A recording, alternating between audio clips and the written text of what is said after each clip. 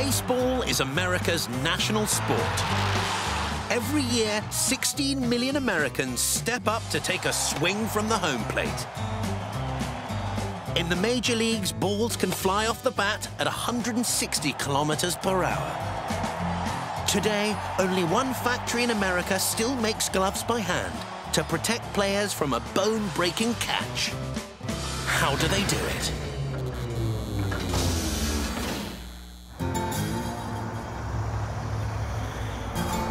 Nocona, Texas. This sleepy town, just a few kilometers from the Oklahoma border, is the home of Nocona American Ball Gloves. For 3/4 of a century, their gloves have been saving the fingers of baseball's finest. The company is run by Rob Story, the founder's grandson. So this is the main factory floor, and takes about 30 different pieces of material with up to 10 different folks touching each glove as it comes through the process. In the early days of baseball, players caught the ball with their bare hands. Back then, gloves were for weaklings. But broken bones have a way of changing people's minds. And in 1875, Charlie Waite shocked spectators when he wore a leather mitt, playing first base for the St. Louis Brown Stockings. And so the baseball glove was born. In the decades since, athletes have become stronger, bats hit harder, and balls fly faster.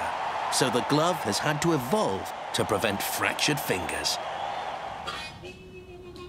The basic material of a baseball glove is 2.2 millimeter thick cow leather. Unfortunately, cow leather is way too tough to cut by hand. That's where Kim York's super-sized cookie cutters come in. They're super sharp. We have to be really careful when we cut with them. There have been emergency room visits for cuts.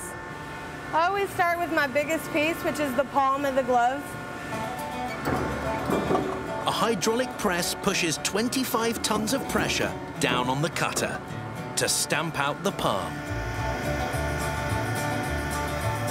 10 different cutters carve out the 27 individual parts that will make up one glove. These are all the holes that get punched out for all the laces at the end when the glove gets laced up. The leather glove parts come to ace stitcher Rosemary Gonzalez. Here's all the parts for the lining. I'm getting them ready to stitch. The leather parts provide the basic shape of the glove, but they don't offer nearly enough protection. A baseball in flight can be a lethal weapon. The fastest pitch recorded was 169 kilometers per hour by Cincinnati Reds player Aroldis Chapman in 2010. Rosemary attaches 7 millimeter thick felt padding to the fingers. This is the line, and those are the felt fingers. Those protect your palm when you catch the ball so it won't hit your palm real hard. But even this padding isn't enough to protect from flying balls arriving with a force equivalent to 120 kilograms. For the next layer of protection, an outer shell of hard leather is sewn together by another ace stitcher, Tammy Hale. I enjoy watching baseball, and my team is the Texas Rangers. But the joins aren't strong enough, so leather strips called welting are added between the fingers.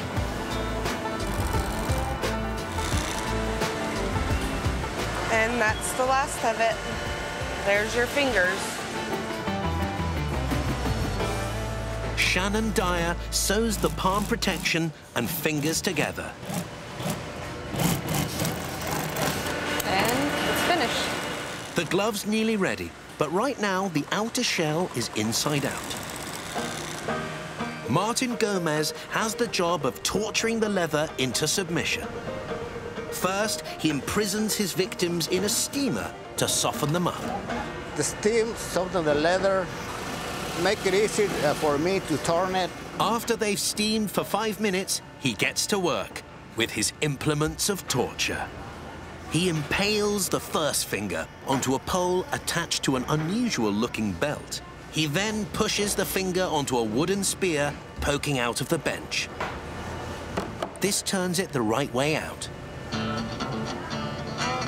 He does every finger this way. The glove is still in two parts, so he reaches for a three-pronged metal hand to insert the liner.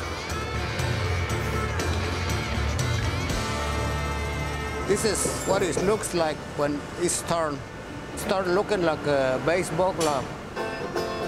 At this point, the glove would provide protection, but it's not going to help you hold onto a catch. The answer is to add a webbed pocket to cushion the ball. Master weaver Doug Fulkerson has worked here for 4 years. This is the pocket of the glove, or the web. It goes between your thumb and your index finger. Pockets first appeared in gloves in the 1930s. Catching in baseball had always been two-handed, but webbing changed the game, allowing spectacular one-handed catches. This part's pretty important. Don't forget to put the bar in there. That's what it looks like after it's put together.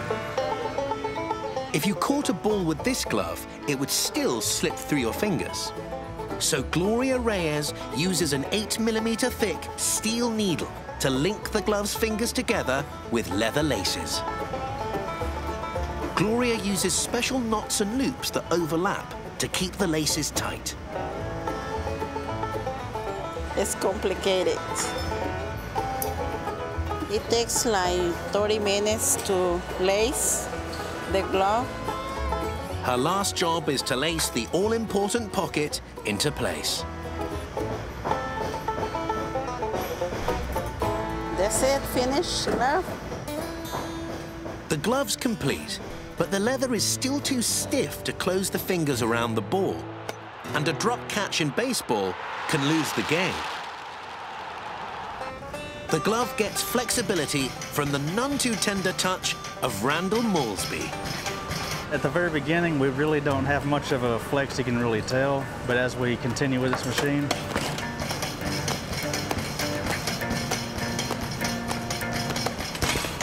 and as you can see, it is more flexible than it was before.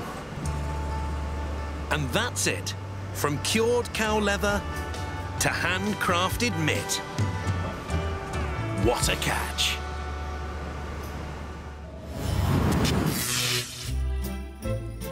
Christmas is traditionally a time for drinking too much, eating too much, and falling asleep on the sofa.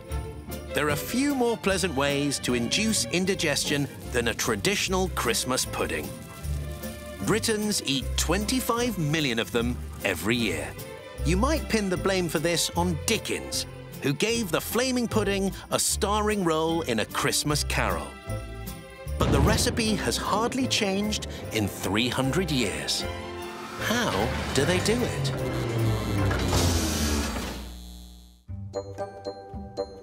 According to legend, the tradition of eating sweet plum pudding at Christmas was born in 1714, when King George I asked for one as a festive treat.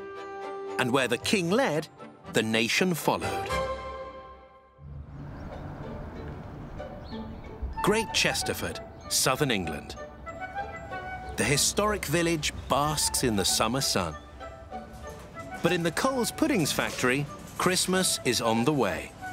For 70 years, they've been making Christmas puddings to a traditional recipe. Now, they dish out 50,000 a week. The classic pudding mix starts with raisins, currants, and sultanas. Cole imports 30 tons of the finest from South Africa and Turkey. When you're making batches of 1,000, you've got to go big on the ingredients. So Sam Britnell pours in roughly 30 kilos of each. But then you need something to balance out all that chewy fruit. In go 10 kilograms of breadcrumbs, 25 kilos of sugar, and 32 kilos of flour. It's a tasty mix, but one that would fall apart the moment it hit the plate. The magic ingredient that holds it together is vegetable-based suet, a fat that melts then sets the pudding as it cools. Don't worry, here comes the good stuff. Sam pours in 10 litres of golden syrup and treacle to moisten the mixture. The problem with all these delicious ingredients is that sooner or later they'd go off, and nobody wants mouldy pudding. A generous helping of booze preserves the mix and gives it a little kick for grown-ups. They use French brandy as well as British cider.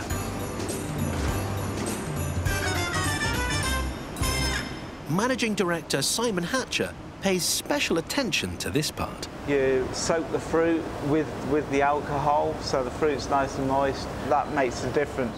Once everything's in, the mix weighs 250 kilograms, or 2 very well-fed Santas. But it needs to be mixed without breaking up all that delicious fruit, which would spoil the texture. So the pudding crew use a giant food mixer with meter-long arms driven by a 3,000-watt motor to power through the glutinous gunge. The mixer takes it slow at a stately 6 turns a minute to protect the fruit.